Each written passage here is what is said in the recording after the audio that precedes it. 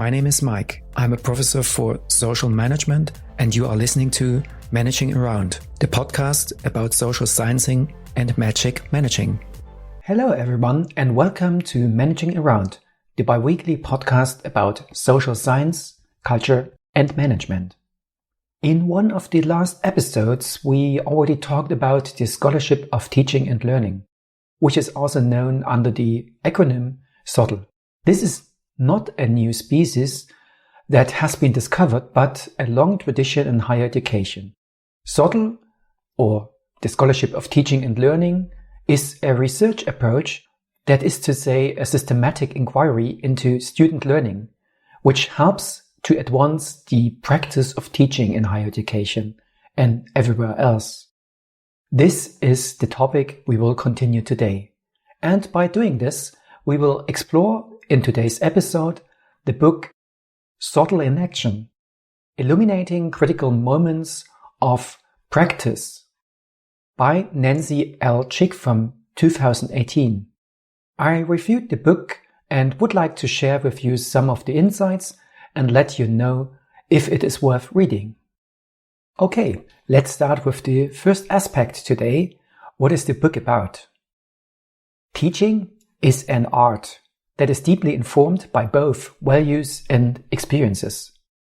The craft of teaching is often a continuous and ongoing discovery of a better understanding and reflection of students' learning. The Scholarship of Teaching and Learning provides the knowledge and a set of practices to advance both teaching and learning processes in the classroom. In the book SoTL in Action, which I'm going to review today, scholars of various academic disciplines make an attempt to answer numerous questions that range from what the key moments of successful teaching are, such as the way in which scholars can plan, design and implement SoTL projects. Based on procedural vignettes, it helps to analyze and reflect on key steps and critical points that obscure, frustrate, or sometimes puzzle most of the practitioners. By breaking down the process via various examples and bringing forth a vital moment of research, the book inspires teacher scholars in the arts and humanities who want to reflect on their own teaching from the perspective of their students, question their assumptions, and make them visible. Now we can come to the second point. Who is the author of this edited book? The director of Endeavor Foundation Center for Faculty Development at Rollins College in Winter Park, Florida, Nancy Chick explains in the introduction that one of the impulses for the book came from the foundational research about collegial conversations in teacher networks that often inspire the change of perspectives and develop a deeper understanding of the teaching and learning processes in the classroom. Third, what you can read in the book. The three-part book comprises of 16 original contributions from various scholars and disciplines such as anthropology, biomedical engineering, educational sciences, history, humanities, and psychology about their research experiences and professional reflections. Part 1 discusses the foundations of SoTL projects. Gary Poole introduces the reader to the origins of these kind of projects, such as intuitions, anecdotes, and observations. Additionally, Anthony Cizon shows how teaching problems in the classroom could open up new research questions about teaching and learning processes. Margie McMillan strengthened the importance and necessity of a thorough SoTL literature review, which can be understood as both, I quote, a process and product, end of quote, page 23, and which, I quote again, brings up the relationship between SoTL and educational research, end of quote, page 3. Kimberly Grant argues that we always bring out own perspectives, which is informed by our cultural, linguistic, and historical background into any conversation. Therefore, beginners to SoTL have to integrate their research into the broader field of educational research in their disciplines. Two other contributions focus on challenges in the SoTL inquiry. Carol Berenson conveys a strong point that the tradition of our inquiry and the assumptions underlying our research must be clearly articulated, while Robin Müller highlights that an alignment of the methods with the research question and purpose of the study is critical to any project. The chapter closes with a reference to the necessity of an ethical review for all SoTL projects that deal with vulnerable human participants. Part 2 of the book presents specific methods and methodologies to conduct SoTL research that helps to visualize students' learning, such as through designing meaningful questionnaires like Trent Maurer, conducting classroom observations by Bill Zerbin, and interviewing techniques that help to, I quote, see what is otherwise unobservable, end of quote, and, I quote again, challenge our assumptions about the realities and experiences of our students, end of quote, page 98, by Janice Miller-Young. Furthermore, the book also presents methodologies that are familiar to the arts and humanities, like close reading of students, artifacts, which is similar to, I quote, a case study that suggests something about other texts or contexts, end of quote, page 101, by Karen Menarin.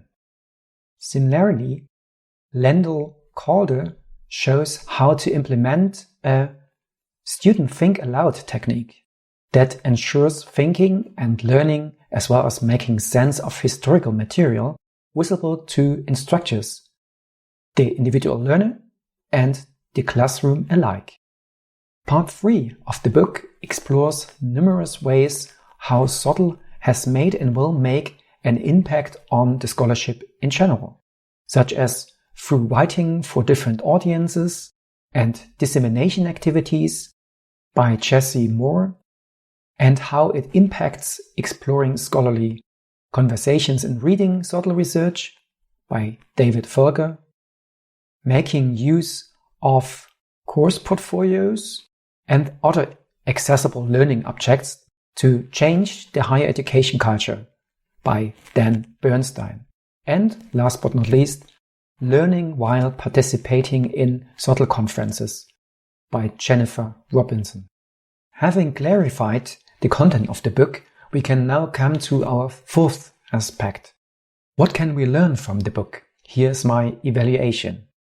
In general, the book enhances the conversation of SoTL to another level, and each vignette presents essential elements that can be applied to research on students' learning experiences to capture how they happen, what they mean, how they are like, and whatever can be done about them. To a high degree, the book is self-explanatory and goes beyond the aspects of debates revolving standards and methods, how-to guidelines, definitions, and theory. Prior to that, the contributors of the book have documented how practitioners in all academic disciplines have reflected on vital moments in their work. The selectively chosen contributions do not only credibly explain why the writers focused on a particular vital moment of SoTL practice, but it also describes step by step their personal inquiries, whilst developing their approaches. Furthermore, the book works as a guide to different observational and theoretical instruments the reader can instantly apply to their own research. All the methods and approaches presented in the book are applicable also to the arts and humanities.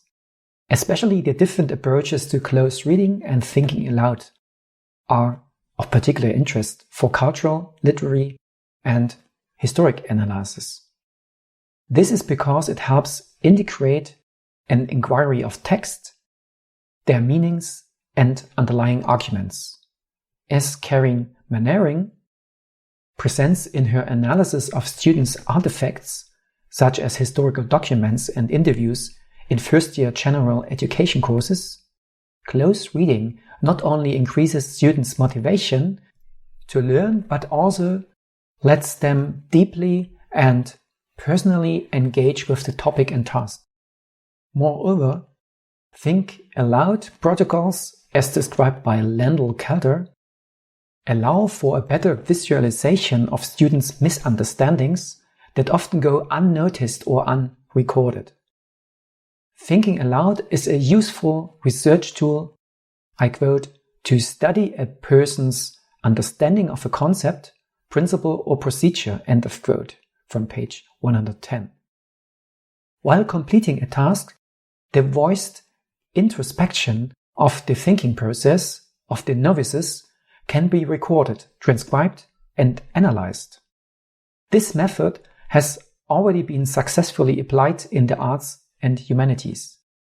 This could also pave the way to encourage students to ask meaningful questions, which has been outlined in a chapter by Anthony Sison in a higher education course about comedy. Sison developed a learning taxonomy to help scholars in the arts and humanities to assess the thinking as both a product and a process in a more effective way. Okay, let's summarize and come to the main point of my recommendation. Is the book worth reading? Nancy Chick's aim of the book is to target educational developers and teacher scholars in order to enlighten and educate them about SoTL practices. Additionally, she wants to motivate qualified SoTL scholars to mirror their practices. It is a very convincing collection of ideas and multidimensional approaches that anyone who has some interest in advancing the teaching and learning quality, intentional design, and practitioner reflection can substantially utilize. Everyone always needs some new knowledge, and that is what the edited volume has to offer for its readers. With the willingness to develop professionally, the book provides an innovative platform.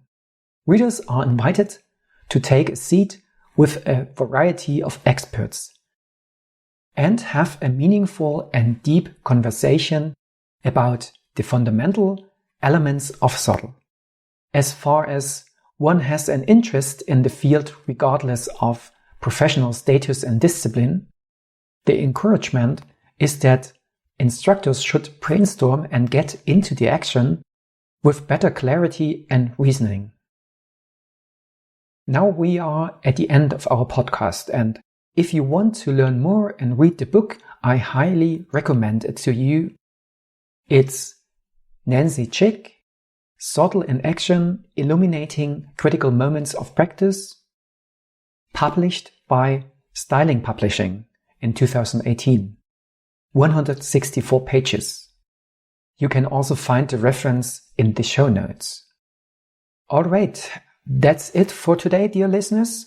In future episodes, we definitely have to explore SoTL again. I truly appreciate all your efforts to tune in my podcast for this episode. Please, if you liked this episode, don't forget subscribing to the podcast channel in your favorite podcast app, so you can stay up to date whenever a brand new episode of Managing Around is released. Stay safe, and we will see us on the next episode. If you liked this episode, please leave a review on the Apple's podcast website. If you are not using an iPhone, there's a link in the show notes. If you've got any ideas or thoughts on this episode, or if you've got an idea about new podcast topics or questions you'd like to discuss, send an audio file or voice note to hi@profmanagement.de. For any non-audio comments, drop a tweet or a DM to @profmanagement on Twitter, please. Thank you for listening and see you next time.